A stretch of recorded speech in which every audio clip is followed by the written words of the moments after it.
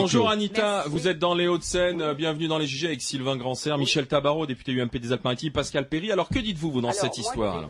Bonjour d'abord. Bonjour. Bonjour. J'ai déjà eu l'occasion de vous avoir justement au sujet du voile, je vous avais appelé. Et moi je voulais vous dire que vous avez tort de penser que ça n'intéresse personne. Quand je vous écoute, moi j'étais en train de dire à la personne que j'ai eue avant vous, je circule dans différents milieux, j'ai des amis qui ne sont pas du tout dans les Hauts-de-Seine, j'ai fait un voyage récemment, et vous savez le sujet qui vient, même si vous pensez que c'est pas ce qui intéresse, le gaz, le pain, tout ce que vous voulez, ça nous intéresse.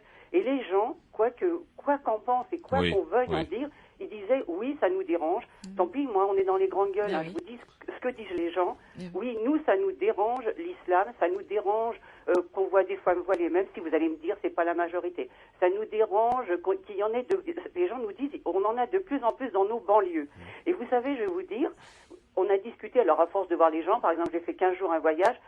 Tous les gens avec qui on était, je vous dis bien tous, avaient tous voté Nicolas Sarkozy. Ils avaient quel âge les gens de votre voyage? Il y avait 40 ans, il y avait 50 ans, oui, c'est pas les jeunes de 30 ans. On est d'accord. On pense peut-être différemment selon la tranche d'âge. Je dis ça sans vous juger non plus, hein. Moi, je me sens mais pas, c'est un élément. Franchement, je vous appelle parce que je parle comme je le pense, je vous le dis.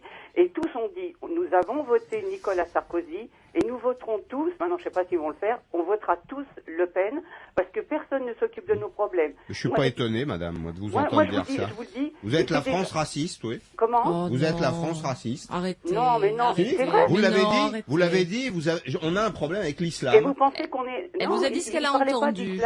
Moi, je vous dis les mots. Bah, Mais je pense pas qu'on est raciste. Parce que moi, je pense que on n'a pas le droit ou vous ne voulez pas voir les choses. Vous dites toujours, oh, c'est pas important. Moi, j'ai de la famille à Roubaix, mais allez à Roubaix. Quartier de l'Épeu. Je connais bien, Anita Stalamarcha, je connais bien le quartier de l'Épeu, là, mais à Roubaix.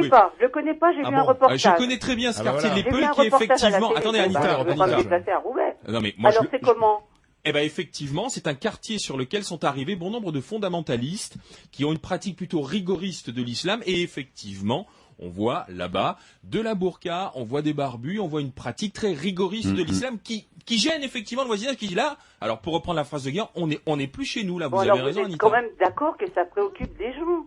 Oui, dans ces endroits, mais ce sont des petits territoires de la République, Anita. Oui, mais alors quelle réponse on apporte à cet endroit-là? On a un problème avec l'islam. Je pense que ça trahit votre pensée. Non, mais Anita pose une question. Qu'est-ce qu'on apporte comme Bah, réponse? écoutez, la loi. Je suis d'accord avec vous, mais moi je pense que si vous faisiez appliquer les lois, les gens arrêteraient de parler de ce sujet. Mais alors il y a des lois, parce que je vous l'entends dire, et il y en a, mais on a l'impression qu'ils le font pour bonne conscience, ils vont dire, oh bah les gens ça va les calmer. Mais quand vous habitez ces coins-là, vous vous dites, bah non, ils les appliquent pas puisqu'on continue.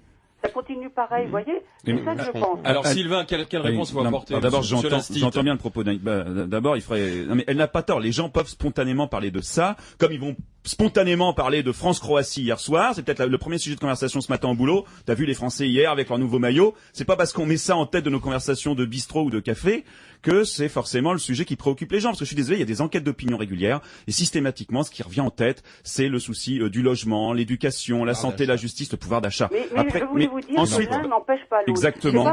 Mais on est d'accord, Anita. Pour le logement et le pain, qu'on ne peut pas mais parler Anita, de ce qui me dérange, franchement, c'est que, alors moi, je vais vous dire franchement, je n'ai aucune espèce de sympathie pour les intégrismes et les intégristes d'où qu'ils viennent.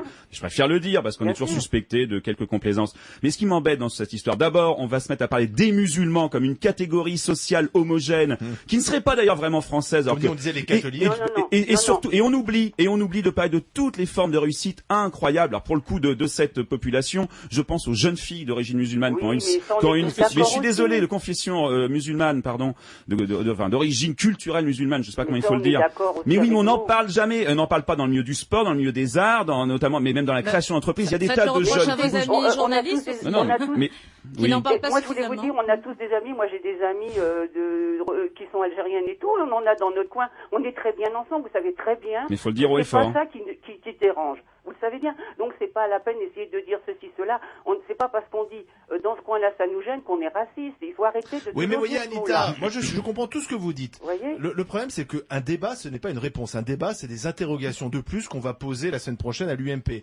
Je pense que ce que vous attendez, Anita, c'est des réponses, c'est des actes concrets. Exactement. Et ces actes concrets tardent à venir. La rue Mira, qui pose problème parce qu'il y a des musulmans qui prient dans la rue. Rien n'empêche Claude Guillon, notre nouveau ministre de l'Intérieur, de l'interdire. Il en a la possibilité et le pouvoir. Il ne le fait pas. Pourquoi ne le fait-il pas? Peut-être que ça l'arrange que la rue Mira continue d'être comme ça, privatisée. Je pense comme vous. Moi, je sais ce que je me dis. Dans la rue, là, vous n'allez pas me dire qu'on peut pas les empêcher. Mais bien sûr qu'on peut les empêcher. C'est ça qui met les gens en colère. Anita, vous savez quelle est la vérité sur la rue Mira? Non. Vous savez, on nous dit ils viennent rue Mira parce qu'il n'y a pas de place ailleurs. Oui, c'est complètement faux. Pour l'imam. Je termine. Ils viennent là pour entendre un certain discours parce que ils viennent d'Evry, ils viennent de Pontoise, ils viennent de partout en Île-de-France pour écouter un certain discours qui, si on le traduisait en arabe tous les vendredis, pourrait tomber sous le coup de la loi. C'est-à-dire que ce serait simple de dire que en réalité, c'est faux. Les policiers du 18e arrondissement ont dit l'inverse, Pascal. Qu'il n'y avait pas de prêche fondamentaliste du côté de la rue Mira. Et qu'au contraire, le problème de la rue Mira, c'était justement qu'il y avait plusieurs courants de l'islam qui se retrouvaient et qu'on n'arrivait pas à les faire loger tous à la même enseigne. Mais qu'il n'y avait pas de prêche fondamentaliste. Alors qui je crois là, moi? J'ai plutôt tendance à croire les policiers et les RG ou la DCRI qui surveillent ce qui se passe rue Mira. Je préfère croire ceux qui traduisent que les policiers qui ne parlent pas l'arabe.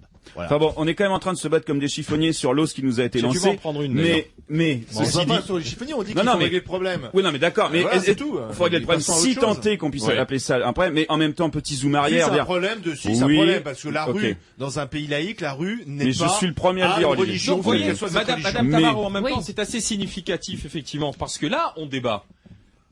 C'est ce que vous ferez le sac. Mais ce qu'il faut, ce sont des solutions. Justement, la loi.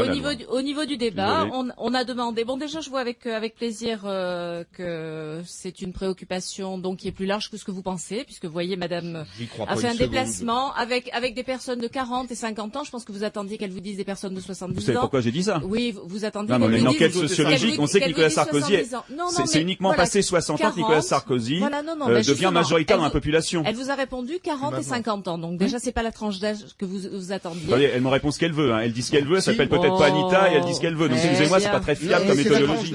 C'est la tranche d'âge témoin de la décolonisation, du rapport difficile de la fin de la guerre d'Algérie, avec la reconquête, avec l'arrivée. Si la France a une difficulté au niveau de son intégration, c'est pourquoi? Parce qu'on sait très bien que dans ces régions-là où il y a encore beaucoup de pieds noirs, on vote majoritairement Front National parce qu'on n'a pas réglé ses comptes avec les Algériens. Mais si, regardez la carte frontiste qui va de Perpignan jusqu'à Nice. C'est quand même dans des régions où il y a quand même beaucoup de. Je dis pas que tous les pieds noirs votent Front National. Je dis que certains. Et ne rentrez pas là, c'est pas pour un règlement de compte. Vous connaissez peut-être pas suffisamment bien le sujet pour vous permettre d'en parler. Moi, je vous dirais simplement une. C'est pas vrai. Non, c'est pas vrai. Non, c'est pas vrai. Voilà, je suis pied noir. Donc vous votez pas Front National. Voilà, je ne vote pas Front National. Vous reconnaissez que chez les pieds noirs, vous reconnaissez que chez les pieds noirs. Non, mais je veux dire chez les pieds. Non, mais il faut avoir honte d'être à droite. Mais non, pas du tout, Michel Tamaro. Mais c'est parce que les pieds noirs ont été déçus du gaullisme et les pieds noirs sont restés plutôt sur la frange droite. On n'est pas gaulliste, mais on est à droite. Mais oui, mais certains votent Front National. Voilà. Moi, je vous dirais simplement une chose. La France a eu un problème. Il y a eu le problème de la colonisation. Il y a ce complexe de la colonisation. Et si on a eu des problèmes d'intégration, c'est beaucoup par rapport à ça. C'est-à-dire qu'on n'a pas su comment accueillir les populations. Donc ça, c'est un constat. Quelle population? Les populations, les immigrés qui arrivaient. Mais on les a fait venir, c'est Peugeot, c'est Renault, c'est tous ces gens-là qui les ont fait venir. On n'a pas su, il y a un problème réel qui existe, dites-le, enfin, on les a fait venir pour bosser. Qu'on évoque ce sujet-là montre bien qu'il y a une difficulté. Donc, je voulais simplement dire que Madame a rappelé, c'était quelque chose qui était évoqué régulièrement. Donc, il y a effectivement la préoccupation de nos concitoyens, c'est le pouvoir d'achat, c'est de se dire comment ils vont payer leurs factures, c'est de se dire au niveau du logement ce qu'on va trouver comme solution, mais ça fait partie aussi pour eux d'un repère, de leur société, de leur repère de vie. C'est pas forcément non parce que justement là où il y a des musulmans, c'est pas forcément là qu'il y a le plus fort vote frontiste. Et ce que vous ne connaissez pas, que moi je connais en zone rurale, c'est qu'énormément de Français n'ont pour seule vision de l'islam que ce qui est montré au journal de 20h. Et rappelez-vous tous ces petits villages qui votent à 35% Le Pen et qui n'ont pas un immigré sur leur territoire, qui du coup vivent dans le fantasme de l'invasion, sont toujours sur l'idée que demain ils vont se faire égorger. Donc voilà, faudrait pas non plus. Je disais, il y a des tas d'endroits, il y a des immigrés et le FN est en dessous de 10%. Merci Anita d'avoir été.